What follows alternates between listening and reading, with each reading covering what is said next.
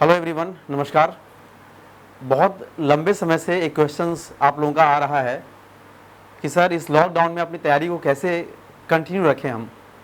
और इसमें सबसे बड़ा सवाल विशेष तौर पे उन लोगों के लिए है जो पिछले 2-3 साल से किसी भी कॉम्पिटिटिव एग्ज़ाम्स के लिए काफ़ी प्रयासरत हैं और इस लॉकडाउन में कहीं ना कहीं उनका पढ़ाई जो है कई कारणों से काफ़ी अवरुद्ध हो जाता है। हालांकि ऑनलाइन मोड भी एक पढ़ने का बहुत अच्छा माध्यम तो है ही, लेकिन उनकी पढ़ाई उस ढंग से एक कॉन्टीन्यूटी या कंसिस्टेंसी में नहीं है जैसा कि पहले से चला आ रहा था। तो मैं कुछ टिप्स देना चाहूँगा आप लोगों को जिसमें आप अपनी पढ़ाई को फिर से बेहतर तरीके से कर सकते हैं। इस वीडियो में मैं स्पेशली फोकस करूँगा एसएससी सीजीएल के बारे में, ठीक है। हालांकि मैं धीरे धीरे करके आपको हर एक अलग अलग वीडियो में जो है सीजीएल के अलावा सीएचएसएल, एमटीएस, स्टेनोग्राफर और बैंक के बारे में मैं बात करूंगा, लेकिन ये स्पेशली आपका एसएससी सीजीएल के बारे में है। तो आइए हम लोग इस बात को स्टार्ट करते हैं कि क्या क्या इसमें विशेष तौर पे टिप्स होंगे जिनकी मदद से हम अपने पढ़ाई को बेहतर ढंग से सुचारू रूप से कंटिन्यूटी में बनाए रख सकते हैं।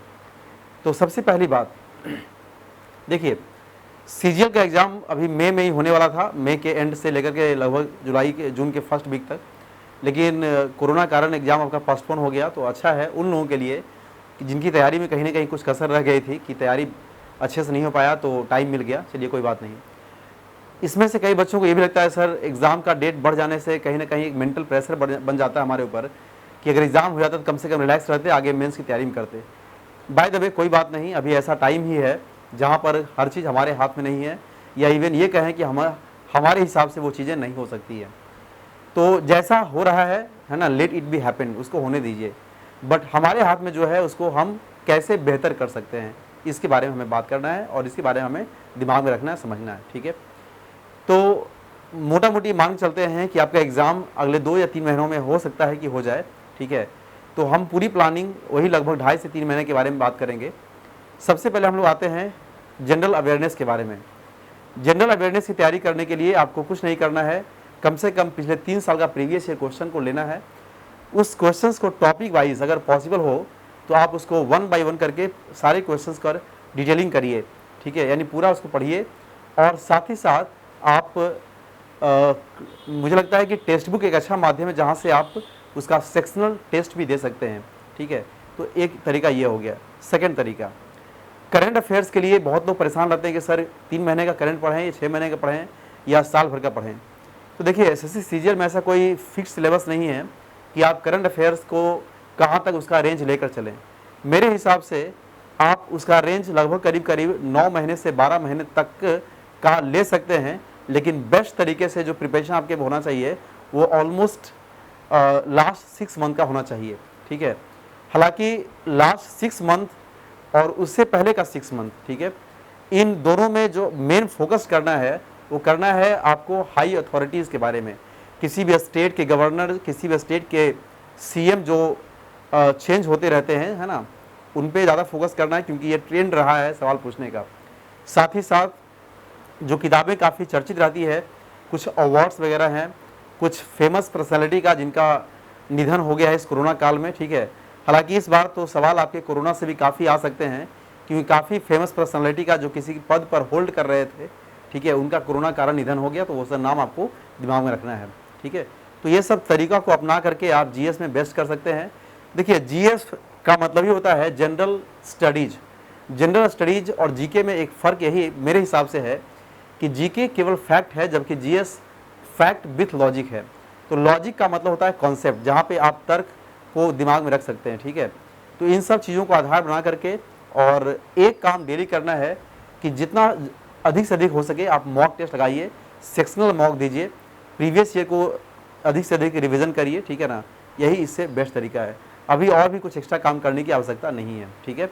चलिए हम लोग बात करते हैं रीजनिंग के बारे में। तो रीजनिंग के बारे में ज़्यादा बात करने की आवश्यकता नहीं है क्योंकि वहाँ पर आप ओवरऑल अच्छा स्कोर कर लेते हैं, लेकिन यहाँ अच्छा स्कोर करने से मतलब नहीं है। आपको उन सेक्शंस यानी उन टॉपिक्स पे ध्यान देना है जो टॉपिक्स वाकई में आपको लगता है कि हो तो जाएगा, बट एग्ज़ाम में कहीं ना कहीं टाइम के अभाव में उसको आप छोड़ देते हैं या छोड़ने पर मजबूर रह जाते हैं, ठीक है।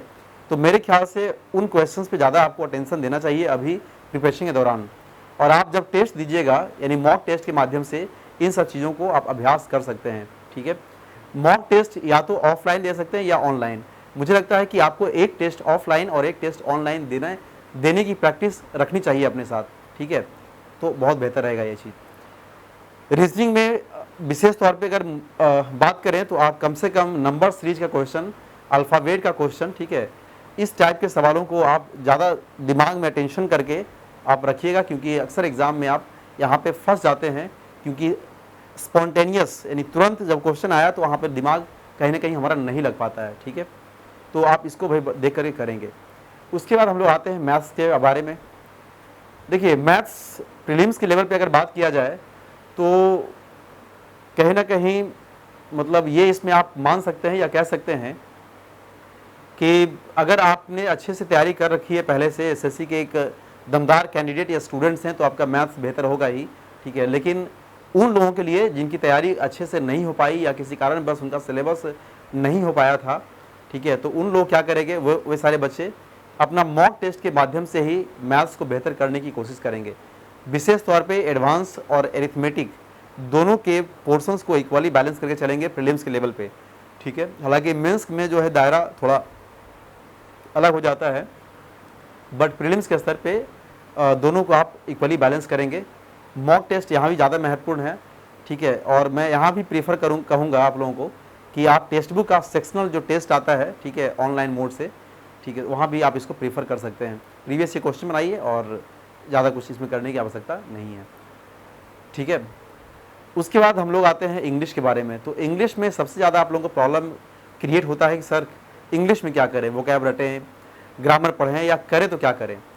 तो मेरा ये सलाह है, हालांकि इंग्लिश के बारे में तो बहुत सारी बातें आपको हम क्लास में भी बताते आए हैं, कई बार उसका वीडियो में भी बता चुके हैं, इवन पढ़ाने के दरमियान भी उसका कई बार डिस्कस हो चुका है, लेकिन फिर भी मैं आज इंग्लिश के बारे में 2-4 टिप्स दे देता हूँ आप लोगों को। देखिए जब एग्ज़ाम में वक्त कम हो, समय कम हो, लगभग आपको 2 से ढाई महीने 3 महीने का वक्त मिले, तो सबसे बेस्ट तरीका है प्रीवियस ईयर क्वेश्चन का मल्टीपल रिवीजन करना। उसका मतलब उसका अभ्यास करना, साथ साथ उसका रिवीजन करना, मुझे लगता है सबसे बेस्ट तरीका है। क्योंकि आप एक कहावत सुनते आए होंगे कि 10 किताबों को एक एक बार पढ़ने के बजाय ज़्यादा बेहतर माना जाता है कि एक किताब को 10 बार पढ़िए।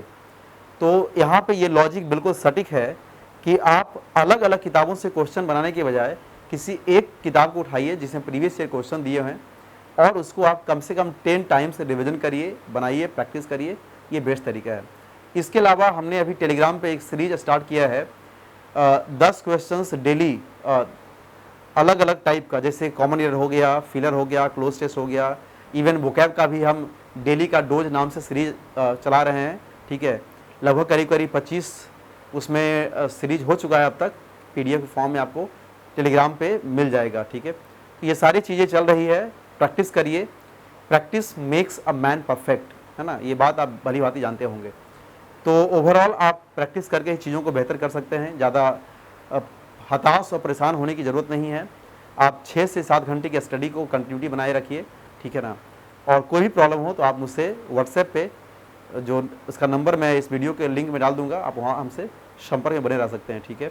और जितना भी सीरीज़ मैंने टेलीग्राम पे स्टार्ट किया है उसको अप्रिशिएट करिए आप लोग और ख़ुद पढ़िए, दोस्तों के साथ भी शेयर करते रहिए। चलिए, तो आज इस वीडियो को फ़िलहाल यहीं पे हम वाइंड अप करते हैं। बहुत बहुत धन्यवाद आप लोगों का, थैंक यू।